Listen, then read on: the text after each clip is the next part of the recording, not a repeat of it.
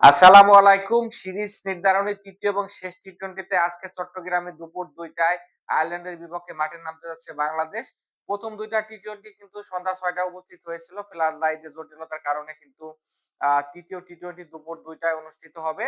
তো বাংলাদেশ এবং আয়ারল্যান্ড কিন্তু ২ দলই একটা করে টি-টোয়েন্টি জিতেছে। যেখানে আয়ারল্যান্ড ৩৯ রানে ১ম টি-টোয়েন্টি জিতে নিয়েছিল। বাংলাদেশ পরে টি-টোয়েন্টি কিন্তু ৪ উইকেট জিতে নিয়েছে। তবে ওই জয়টাও কিন্তু কনভিনসিংলি ছিল না। যেখানে মোহাম্মদ সাইফুদ্দিনের ৭ বলে ১৭ রানের কল্যাণে কিন্তু বাংলাদেশ ওই ম্যাচটা জয়লাভ করে। যদিও একটা সময় সহজ জয় মনে হচ্ছিল বাংলাদেশ পেয়ে যাবে। ৮ উইকেট হাতে ছিল। ৩১ বলে ৩৩ লাগতো। ওইখান থেকে নাটকীয় মোড় নেয় লিটন দাস আউট হয়ে যায়।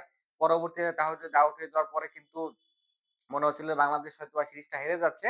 সেখান থেকে সাইফুদ্দিন দেখালেন যে ব্যাট হাতে সুযোগ পেলে তিনিও কিন্তু ভালো করার ক্ষমতা রাখেন। ১-৬-২-৪ এ কিন্তু ১৭ রান করে ম্যাচ জিতিয়ে দেন।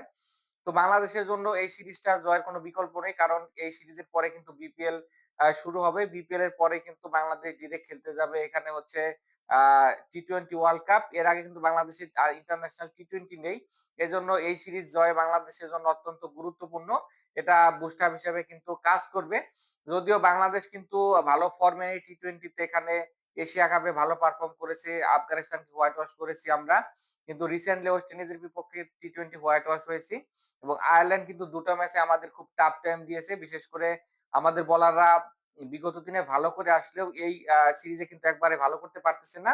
২ টো ম্যাচে কিন্তু আয়ারল্যান্ডের ব্যাটসম্যানরা ১৭০ এবং ১৮০ র উপরে রান করেছে। যেখানে গত ম্যাচে মুস্তাফিজুর রহমান ৩৯ রান দিয়েছে। সাইফুদ্দিনও কিন্তু ৪০ রান খরচ করেছে। তো এই ম্যাচে কিন্তু তাদের ভালো ইকোনমি বল করতে হবে। শেখ মেহেদী কিন্তু গত ম্যাচে খেলে ৩ উইকেট নিয়েছিলেন। তো তাকে কিন্তু আজকে ভালো করতে হবে।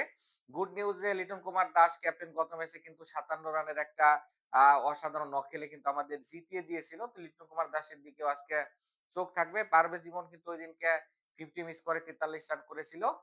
তানজিদ তামিম কিন্তু এর আগে ওয়েস্ট ইন্ডিজ সাথে কিন্তু ২ টা ৫০ প্লাস স্কোর করেছিলেন। কিন্তু ১ম ২ টা টি-টোয়েন্টি তে কিন্তু এখানে আয়ারল্যান্ডের বিপক্ষে তার নামের প্রতি সুবিচার করতে পারেননি। আজকে কিন্তু তানজিদ তামিমের কাছ থেকে বড় একটা ইনিংস দেখতে চাইবো। পাশাপাশি এখানে তাহিদ হৃদয় ১ম ইনিংসে কিন্তু ১ম আ টি-টোয়েন্টি তে ৮৩ রানের নক খেলেছিল। তো তাহিদ হৃদয়ের কাছ থেকে কিন্তু আজকে বড় একটা ইনিংসের অপেক্ষায় রয়েছে গোটা বাংলাদেশ। মিডল অর্ডারে এখানে কিন্তু নুরুল হাসান সোহান খেলেছিল। গতদিন কিন্তু খুব একটা ভালো করতে পারেনি। পাশাপাশি বোলিং ডিপার্টমেন্টে তো বললাম এখানে মুস্তাফিজ পাশাপাশি সাইফুদ্দিনকেও ভালো করতে হবে। তানজিম সাকিব রয়েছে।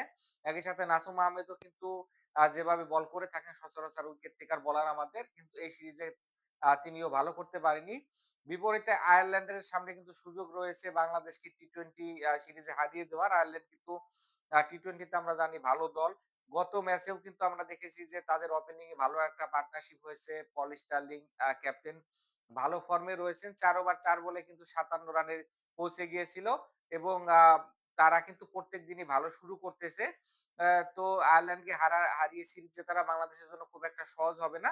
তবে চাইবো যে বাংলাদেশ আয়ারল্যান্ডকে হারিয়ে সিরিজ জিতবে এবং বিশ্বকাপের আগে ভালো মোমেন্টামে থাকবে বাংলাদেশ। সকলে ভালো থাকবেন। আল্লাহ হাফেজ।